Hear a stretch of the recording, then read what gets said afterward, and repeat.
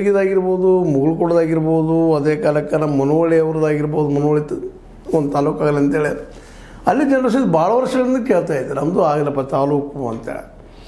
ಈಗ ಅಲ್ಲಿ ಯರಗಟ್ಟೆ ಆಗ್ಯದ, ಅರಬಗಬರಟ್ಟಿ ಆಯಿತು, ಮನಮೆಣ್ಣೆ ಆಯಿತು, ಆ ಭಾಗದಲ್ಲೂ ಬಾಗಲಕೋಟೆ ಭಾಗದಲ್ಲಿನೂ ಸಹಿತ ಅಲ್ಲಿ ಮಹಾಲಿಂಗಪುರ ನಮ್ಮದು ಆಗಬೇಕು ಅಂತ ಅವರು ಬೇಡಿಕೆ ಇಡ್ತಾ ಇದ್ದಾರೆ.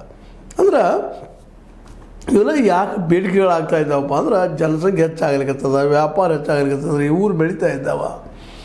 ಮತ್ತು ಅದೇ ಕಾಲಕ್ಕೆ ಇನ್ನೊಂದು ಏನಪ್ಪ ಅಂತಂದ್ರೆ ಇಲ್ಲೇ ವಿಶೇಷವಾಗಿ ಹಳ್ಳಿಗಳಲ್ಲಿ ಉದ್ಯೋಗಗಳು ಕಡಿಮೆ ಆಗಿದ್ದಕ್ಕಾಗಿ ಪಟ್ಟಣಗಳ ಕಡೆ, ದೊಡ್ಡ ದೊಡ್ಡ ಊರುಗಳ ಕಡೆಗೆ, ತಾಲೂಕುಗಳ ಕಡೆಗೆ ಜನ ಆಕರ್ಷಿತರಾಗ್ತಾ ಇದ್ದಾರೆ, ಜಿಲ್ಲೆಗಳ ಕಡೆಗೆ ಆಕರ್ಷಿತರಾಗ್ತಾ ಇದ್ದಾರೆ, ಬೆಂಗಳೂರು ಕಡೆಗೆ ಆಕರ್ಷಿತರಾಗ್ತಾ ಇದ್ದಾರೆ. ಯಾಕಂದ್ರೆ ಉದ್ಯೋಗಗಳು ಸಿಗ್ತಾಯಿಲ್ಲ ಹಳ್ಳಿಗಳಲ್ಲಿ ಅನ್ನೋ ಕಾಲಕ್ಕಾಗಿ.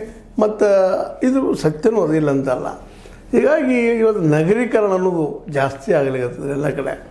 ಅದ್ರಲ್ಲಿ ಆಯ್ತು ಅಂದ್ರೆ ಎಷ್ಟು ಹೆಲ್ಪ್ ಆಗ್ತದೆ ನಮಗೆ. ಒಂದು ಸ್ವಲ್ಪ ತಾಲೂಕು ಆದರೆ ಒಂದು ಸ್ವಲ್ಪ ತಾಲೂಕು ಮಟ್ಟದ ಆಫೀಸ್ಗಳು ಬರ್ತಾವೆ, ಉದ್ಯೋಗಗಳು ಬರ್ತಾವೆ, ಬೇರೆ ಮಾರ್ಕೆಟ್ ದೊಡ್ಡದಾಗ್ತದೆ ಅನ್ನೋದು ಎಲ್ಲರದ್ದು ಅಭಿಪ್ರಾಯ.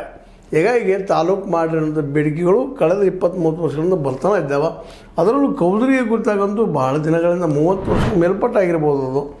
ಅವರು ನಿಜವಾಗಿಯೂ ಕೌಜರಿಗೆ ಜನ ಈ ಮೂಡಲಿಗಿಂತ ಮೊದಲು ನಮ್ಮ ಜಿಲ್ಲಾ ಆಗಲಿ ಅಂತ ಭಾಳ ಹೋರಾಟ ಮಾಡಿದವರು. ಮೊದಲದು ಏನಪ್ಪ ಅಂತ ಈಗ ಪಟ್ಟಣ ಪಂಚಾಯತಿನೂ ಆಗಿದೆ ಕಾಣ್ತದದು.